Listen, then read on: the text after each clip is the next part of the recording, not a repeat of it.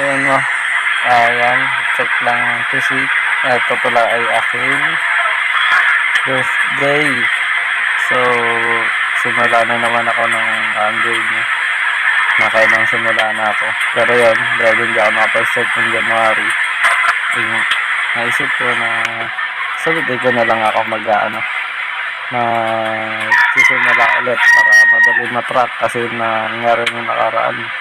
Hindi ko na-track yung progress ko, lalo na wala naman ako magamit sa ibang. Nakita nyo naman yung mga video ko dati, diba? Nagkapatong ako ng bakal.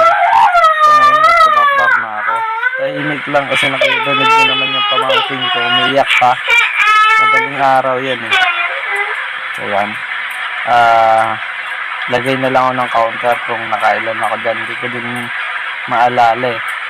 Lagyan ko na lang siguro ng counter mamaya kung nakailan akong pull up. Ang lagay ko dito pull up, push up, tas dips, para alam ko kung nakailan ako sa kung gaano ko kalakas this time. Bali sa simula gagawin ko siguro 30 days titingnan ko kung gaano na ako kalakas, then 60, tapos 90 days. Yan.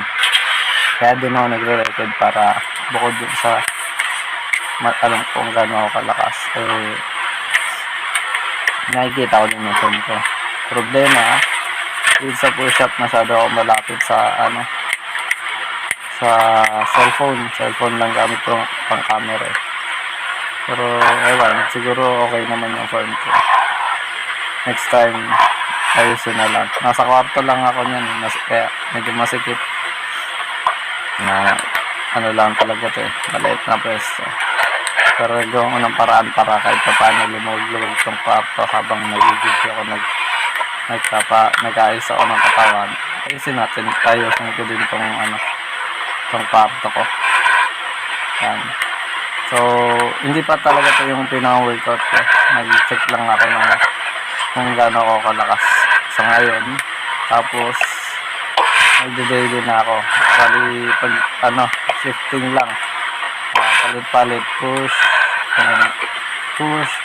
pull, tapos legs. Hindi ko gagawin yung laging ganito na push up, pull ups, tapos dips. Hindi ko laging gagawin ganito. Pagpapalit-palitin ko, pwedeng back day, chest day, leg day. So ganun ang gagawin natin para mas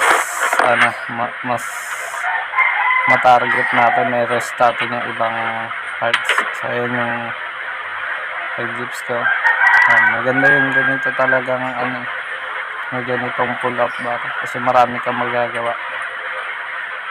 Yan, kaya ganyan yung itsura ng camera, nakalagay lang sa bulsa ng pantalon ko. Sa pintuan na yan, ganyan lang kalapit yung ko talaga, ganyan kaliit yung space. Yan, lagyan na lang ng counter. 28 nga pala ako this time. Tingnan natin kung saan tayo makakarating. So, kita kits.